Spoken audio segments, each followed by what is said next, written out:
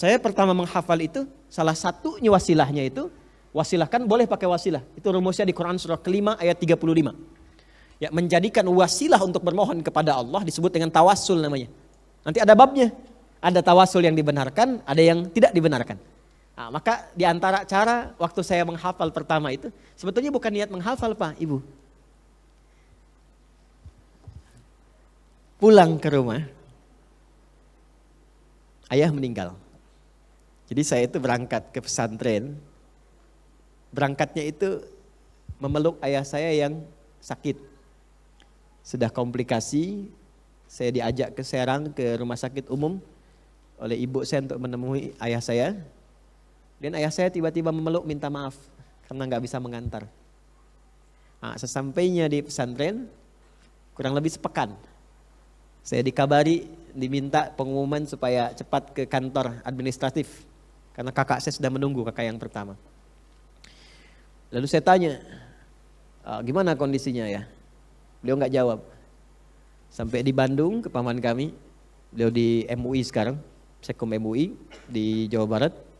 Beliau ngabari, mungkin kayaknya sudah nggak terkejar ya, mungkin sudah dimakamkan. Baru di situ saya menyadari ayah saya sudah tiada.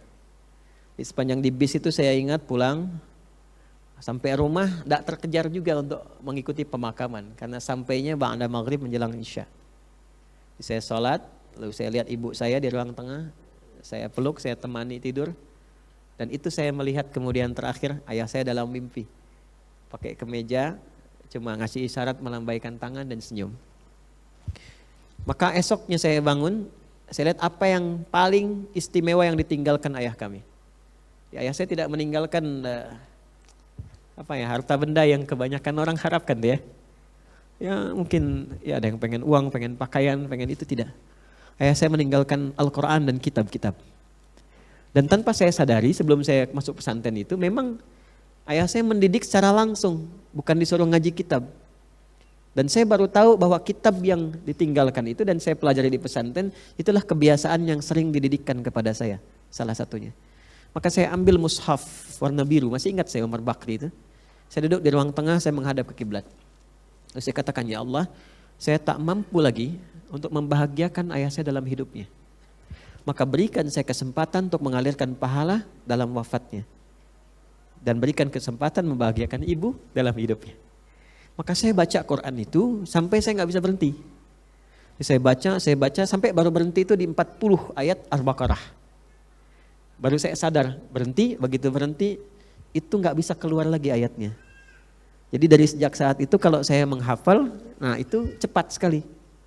Sampai ke pesantren kemudian, pas masuk lagi pesantren, masuk pelajaran tahfidz. Saya diminta ke depan, dulu Ustadz minta menghafal 5 ayat Al-Baqarah.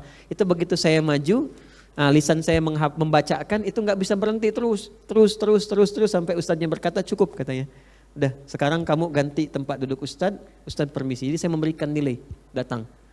Teman-teman datang, saya nilai. Nah itu salah satu sejarahnya. Itu saya belum banyak berbagi ini ya.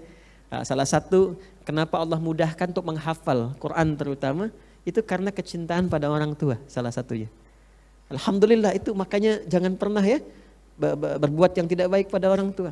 Kalau masih hidup sayangi, ya berbakti sebaik-baiknya. Jangan lihat apakah tua mudanya. Sebaik-baiknya berbakti. Jangan pernah melukai hati kedua orang tua, ya. Berkhidmat karena nanti berkahnya akan diberikan dalam kehidupan kita.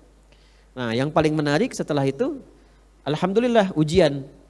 Tiba-tiba saya dipanggil oleh guru olahraga namanya Pak Gumbira. Semoga Allah muliakan beliau. Karena beliau gembira terus. Namanya Pak Gumbira. Jadi saya dipanggil kata beliau gini, "Nak, mohon maafkan Bapak," katanya. "Kenapa?" "Kenapa, Pak?" "Karena Ananda tidak hadir waktu ujian, Bapak terpaksa memberikan nilai 6. Nah, tertingginya 8 yang lain. "Oh, saya juga mohon maaf, Pak." "Kenapa?" "Saya tuh kemarin tidak bisa ikut karena ayah saya meninggal," katanya. "Oh, begitu. Baiklah, karena Bapak berduka cita, Bapak tambahkan 2 jadi 8." Nah, jadi ternyata berbuat baik pada orang tua itu tetap selalu memberikan keberkahan, tidak ada yang kurang. Ya, jadi bahagiakanlah itu ya. Nah, itu salah satunya. Jadi wasilah itu bisa banyak. Bapak Ibu bisa berinfak diniatkan untuk anaknya misalnya mendapatkan perhatian dari Allah Subhanahu wa taala. Tapi tetap ikhtiar mesti ada.